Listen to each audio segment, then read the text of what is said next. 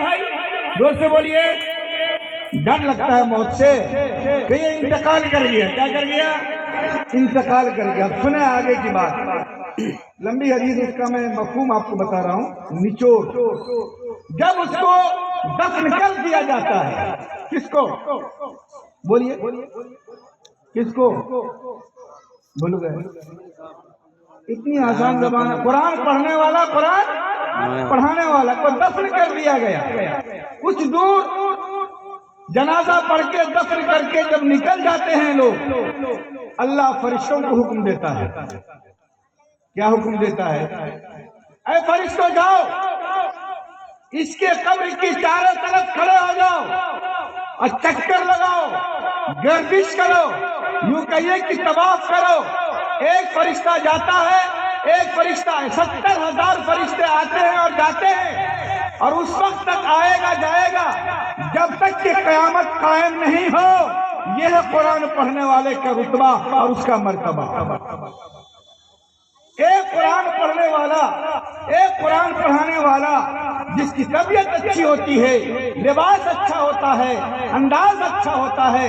اور ایک چیز بتاؤ، آپ دلی جاتے ہیں نہیں جاتے؟ دلی جاتے ہیں کہ نہیں جاتے ہیں؟ ارے کتنے لوگ دلی گئے ہو؟ گئے نا سب آدمی؟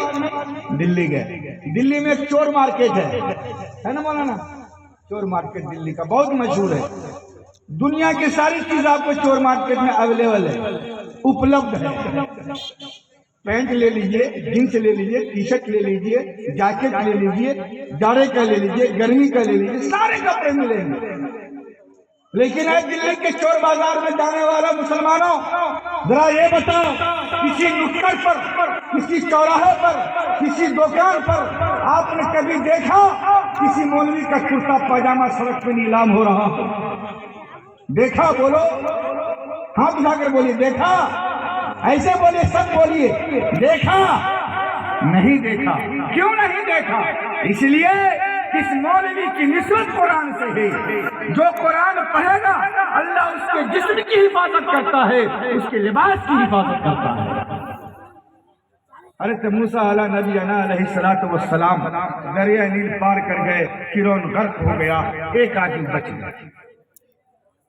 موسیٰ پوچھے مڑ کے دیکھے تو وہ بچ گیا. اے اللہ، اسی سے مجھ کو پریشانی تھی جو بچ گیا. کہ موسیٰ کیا بات ہے؟ کہ اللہ میں جب کسی مجلس میں جاتا یہ مجھ کو چڑھایا کرتا تھا، میری نقل کیا کرتا تھا، میری طرف پگڑی باندھ لیتا تھا، میری طرح ہاتھ میں عصا لے لیتا تھا، میری طرح جبہ لٹکا لیا کرتا تھا، میری طرح داڑھی رکھ لیا، مجھ کو پریشان کیا، مجھ کو چڑھایا. آواز آتی ہے، موسیٰ جو تیرے کپڑے کی نقل کرے، جو تیری داڑھی کی نقل کرے، جو تیرے عصا کی نقل کرے، میرے جلال کو غیرت آتی ہے کہ میں اس کے اوپر اپنا عذاب نازل کروں. یہ ہے مدرسے کا طالب علم. یہ وہ طالب علم ہے جب گھر سے نکلتا ہے تو فرشتے ان کے قدموں میں اپنے پروں کو ڈال دیتے ہیں. اور بعض موقع پر جو فرشتوں کی بھیڑ ہوتی ہے تو ہر فرشتہ، ایک فرشتہ دوسرے فرشتے سے سبقت لے جانے کے چکر میں کسی مدرسے کے طالب علم کو قرآن پڑھنے والے کے جسم کے اوپر اپنے پر کو مل لیتا ہے اور فضیلت حاصل کرتا ہے. یہ ہے مدرسے کے طالب علم. حضرات گرامی، مدارس اسلامیہ کا کردار بہت بڑا ہے، اس کو مختصر سے وقت میں نہیں بیان کیا جا سکتا.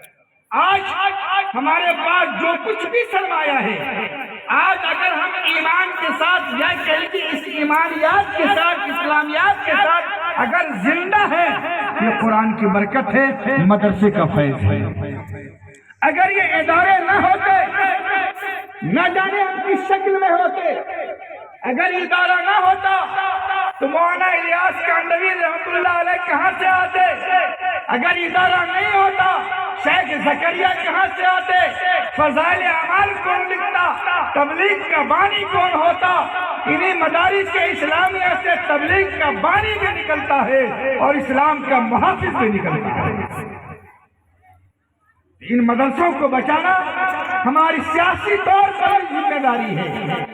میں نے بتایا آپ کو مدرسوں کو توڑنے کی سازشیں چل رہی ہیں اور آپ دیکھ رہے ہیں موبائل کا زمانہ ہے، آپ سن رہے ہیں، سمجھ رہے ہیں، اس کے باوجود بھی اگر ہم مدرسے سے دور ہیں، علماء سے دور ہیں، اچھے ایک وقت میں آپ کو یہ حافظ قرآن کا 10 کو جنت میں لے کے جائے گا، بہت مشہور روایت ہے، صحیح ہے، سچ ہے، کہاں جاتا ہے؟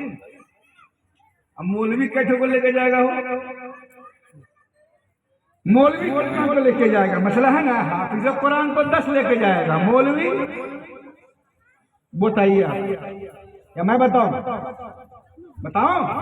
فارغ ہونے والے تمام حفاظ اکرام سے گزارش ہے کہ وہ اسٹیج پر آ جائے. استاد جس دن جہنمی کا اور حشر کے میدان میں اللہ تو کمالی کر دے گا.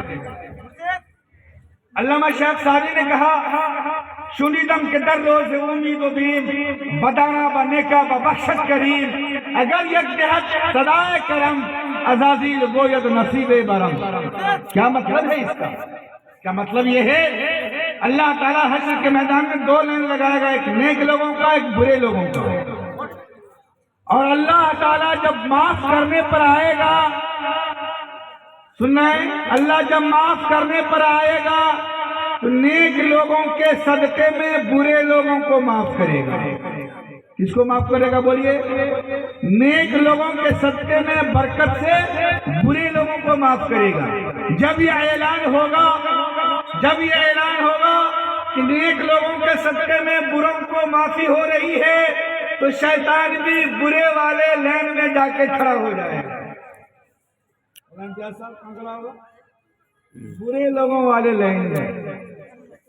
میرے دوست کا مسئلہ یہ ہے کہ شیطان اتنی گمراہیت کے بعد دنیا میں اپنا تفریح کا ماحول پیدا کر دیا، پھر بھی وہ اللہ کی رحمت سے مایوس نہیں ہے. وہ برے لوگوں کے لائن میں لگے گا تاکہ میری مغفرت ہو جائے، جب وہ مغفرت ہونے والی نہیں ہے.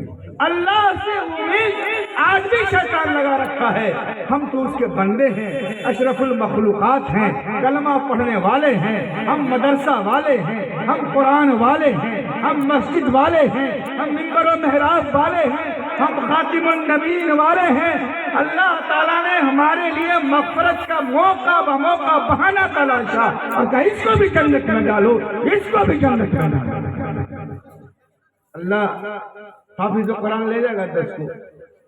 ایک مولوی کا باری آئے گا، مولانا تقی عثمانی صاحب کا باری آ جائے گا، اور ہندوستان میں حضرت مولانا قاضی مجاہد الاسلام صاحب کا باری آئے گا، مولانا قاسم نانوتوی کا باری آئے گا.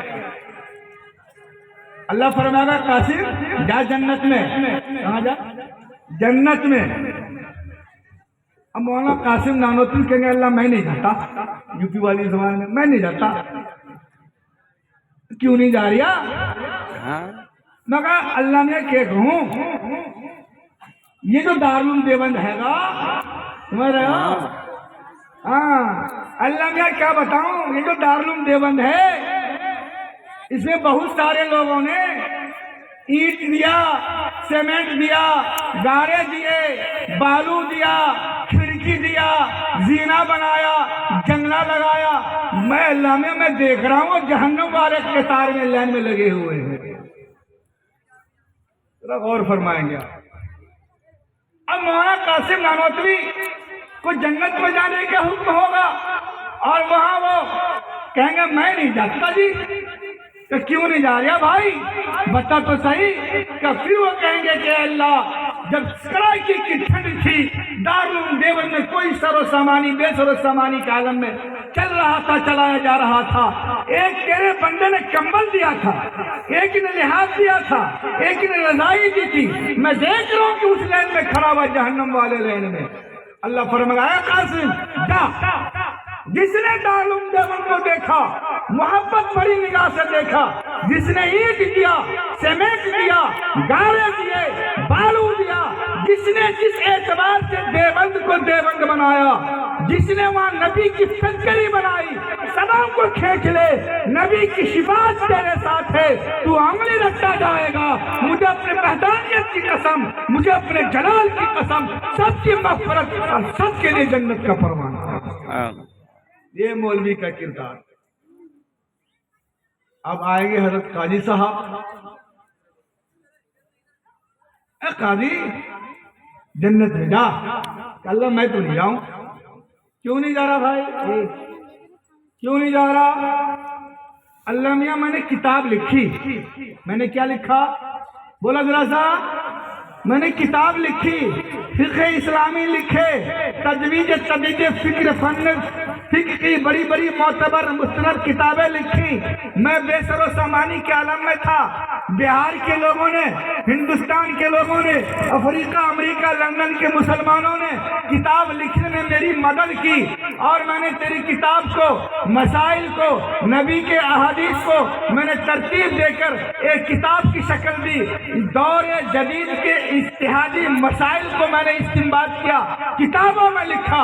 وہ لوگ بھی جہنم کے راستے میں ہیں. اللہ فرمائے گا اے قاضی جا، جتنے لوگ تیری کتاب میں مدد کیے، تیری تحریک میں شامل رہے، مجھے اپنے جلال کی قسم تو انگلی رکھتا جا، سب کی مغفرت ہے اور سب کے لیے جنت واجب کر دوں گا. یہ ہے علماء کا کردار. آج ہم چوک پر بیٹھتے ہیں، مولوی صاحب کا کان ٹیڑھا، مولوی صاحب کا پیٹ ٹیڑھا، مولوی صاحب کا کپڑا اچھا. یہ بتاؤ مسلمانوں، دنیا میں جتنی مخلوق ہے، حدیث بتا رہا ہوں میں، مفہوم